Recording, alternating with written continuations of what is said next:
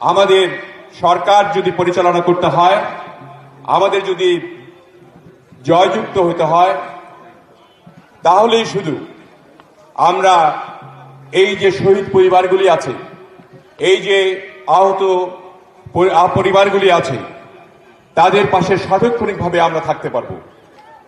আমরা এখন আছি, তখনও থাকব। সারা জীবন বিএনপি পরিবার জনাব তারেক রহমানের পৃষ্ঠপোষকতায় সব সময় আমরা তাদের পাশে থাকব। এটা আমাদের অঙ্গীকার ইনশাল্লাহ। কাজেই আপনারা জনাব তারেক রহমানের জন্য দীর্ঘায়ু কামনা করবেন এবং এই পরিবারের যারা সদস্য রয়েছে তারা যাতে এই কাজগুলি সুন্দর সুষ্ঠুভাবে ওনার নির্দেশে করতে পারে, সেই দোয়া আপনারা করবেন। আজকে দু একটি কথা বলে আমি শেষ করছি। আমাদের নির্বাচনের জন্য মানুষ 17টি বছর আন্দোলন করেছে, বিশেষ করে বিএনপি কত জীবন দিয়েছে। আজকে ক্রস ফায়ারে রব্বানীর জীবন নিহত হয়েছে, যে এই রব্বানীর বাড়ি নাই, সেই বাড়িটা আজকে ওপেন করা হচ্ছে তারেক রহমানের নির্দেশে, তার অর্থায়নে। তিনি এইভাবে সমস্ত বাংলাদেশে আমাদেরকে এদের পাশে থাকার জন্য বলেছেন, কিন্তু এটা আমরা করতে থাকব। আমি নির্বাচনের কথা বলতে চাই।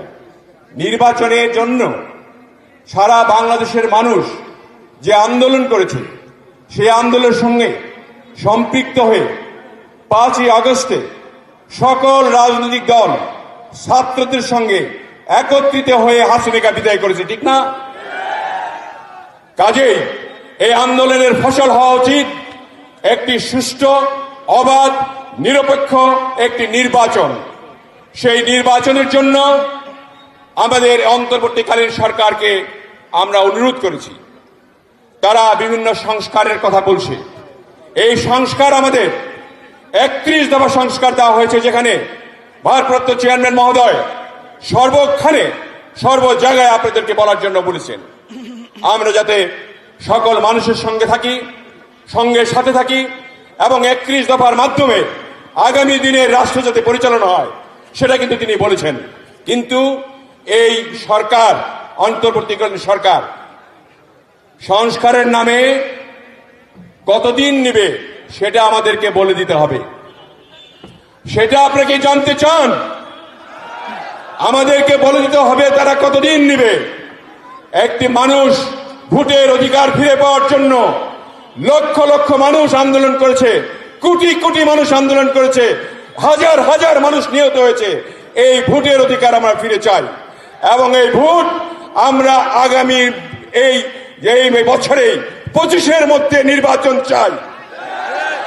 এই 25-এর মধ্যে নির্বাচনের মাধ্যমে আমাদের নেতা যে নির্দেশনা দিয়েছেন আমাদেরকে, আমাদের যারা আমরা বিএনপি করি তাদের মধ্যে এই জাগ্রত ভোটটা থাকতে হবে আমাদের, যাতে মানুষ খারাপ না বলে, আমরা যাতে মানুষের যে কোনো সহযোগিতায় পাশে থাকি, মানুষের সাথে থাকি, তাদের সঙ্গে থাকি, তাদের কোনো অন্যায় আচরণ না করি।